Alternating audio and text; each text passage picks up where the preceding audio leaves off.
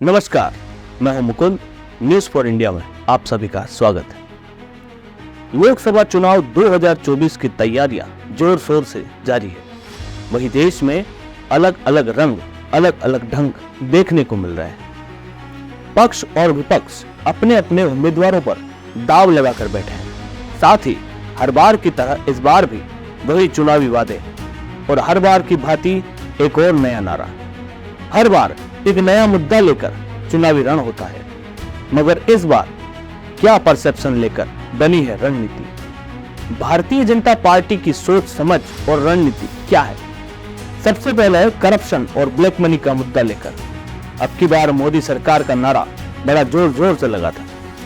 फिर राम मंदिर के नाम पर परसेप्शन बनाने की कोशिश की गई। फिर अब की बार 400 पार का नारा दिया गया।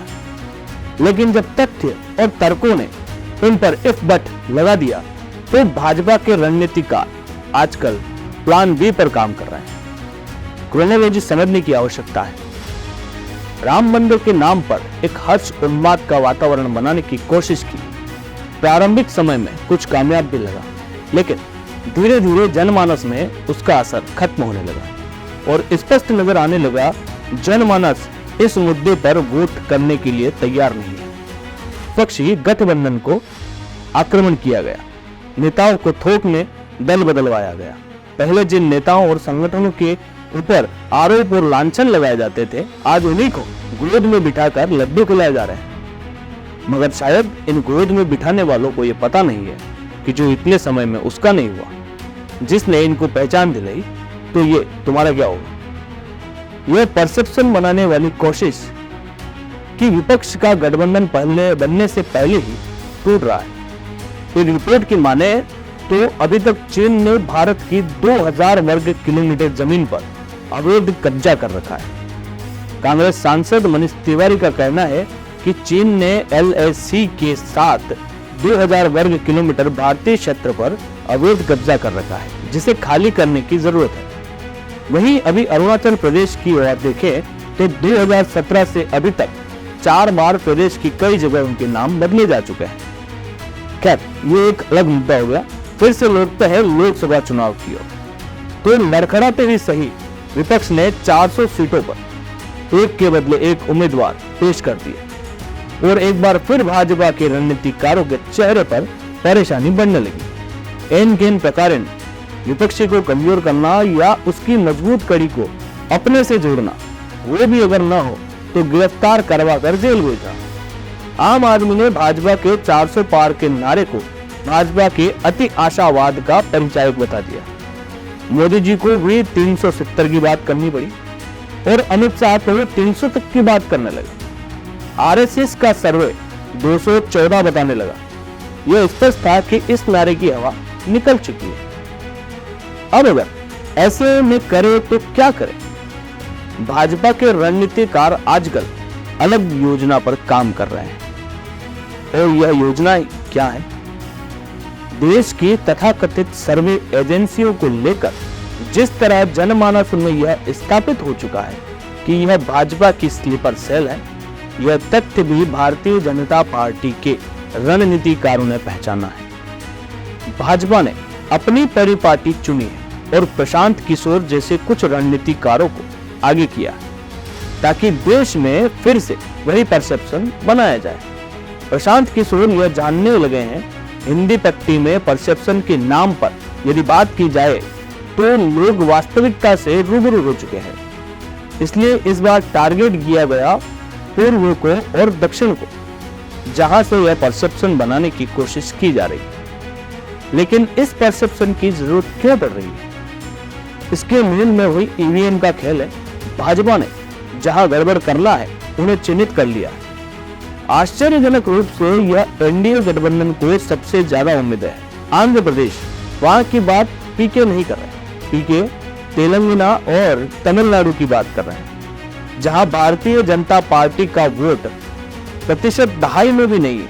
बंगाल में कर रहे हैं, जहां ममता बनर्जी की और गठबंधन की रणनीतिक चाल में भारतीय जनता पार्टी स्वयं को बेहद असहज महसूस कर रही है। परसेप्शन के खेल में मोदी है तो मुमकिन है कि नारे को आम आदमी का सोच साबित करने के लिए मोदी जी के दौरे उन सीटों पर कराए जा रहे हैं जहां गठबंधन मजबूत नजर आ रहा है। स्पष्ट है कहां कहां पर खेल करना है, क्रोनोलॉजी तैयार है। आने वाले परिणाम ज्यादा सापेक्ष व्याख्या करेंगे। इस क्रोनोलॉजी को इस बात से भी बल मिल रहा है कि उन प्रथम दौर में चुनाव उन जगहों पर कराए जा रहे हैं जहां गठबंधन मौजूद है, मजबूत है। राजस्थान का शेखावटी, मारवाड़ इलाका हो, महाराष्ट्र का विदर्भ या भारतीय जनता पार्टी के लिए सबसे मुश्किल तमिलनाडु, यह भी एक अजीब प्रश्न है। मध्य प्रदेश तक में छिंदवाड़ा सीट को प्रथम दौर में रखा गया है। क्रोनोलॉजी स्पष्ट है, खेल करने में आसानी होगी। यदि समय ज्यादा रहा तो इसी वजह से चुनाव आयोग की भूमिका को लेकर लोकतंत्र के समर्थक लोगों में इतना अनुकूल माहौल के बाद भी एक बेचैनी है। आने वाले समय में 2 रुपए वाली व्हाट्सएप गेम प्रशांत किशोर जैसे विश्लेषकों को लेकर व्हाट्सएप पर जनमानस बदलने की कोशिश करते हुए जरूर नजर आएगी। और नया खेल इसलिए कि चिन्हित जगह पर ही यह कार्य किया जाएगा। पिछली बार हर चुनाव क्षेत्र में 2-3 लाख वोटों का अंतर रहा था, लेकिन इस बार आप देख लेना यह अंतर सिमट जाएगा। और जिन चुनाव क्षेत्र में अपने आप को कमजोर समझ रही है भारतीय जनता पार्टी, वहां ही इस खेल को अंजाम दिया जाएगा। केरल, पंजाब जैसे कुछ स्टेट्स को छोड़ दिया जाएगा, क्योंकि यह कहने के लिए भी तो चाहिए यहाँ क्या हुआ। खैर, राजनीति तो चलती रहेगी और ईश्वर की बनाई सृष्टि में कुछ भी स्थायी नहीं है, तो सरकार भी बदलती रहेगी। मगर जिस प्रकार हर बार भोली भाली जनता को बहला फुसला कर राजनीतिक रोटियां सेकी जाती रही है, बस वो बंद हो। वो कहते हैं ना कि हर सिक्के के 2 पहलू होते हैं, उसी प्रकार पक्ष और विपक्ष भी 2 पहलू हैं और कोई भी दूध का दूल्हा नहीं है। मगर जो गलत है वो गलत है। इस तरह यदि कोई राजनीतिक पार्टी सिर्फ सत्ता में आने की इच्छा से आगे आई हो तो उसे भी मजबूरन जनता की सेवा तो करनी ही होगी। इसे अगर उदाहरण के तौर पर समझे तो बाजार काम करता है, भले ही दुकानदार सिर्फ अपने फायदे की सोचता हो, उसे मजबूरन ग्राहक को अच्छा सौदा देना ही पड़ता है।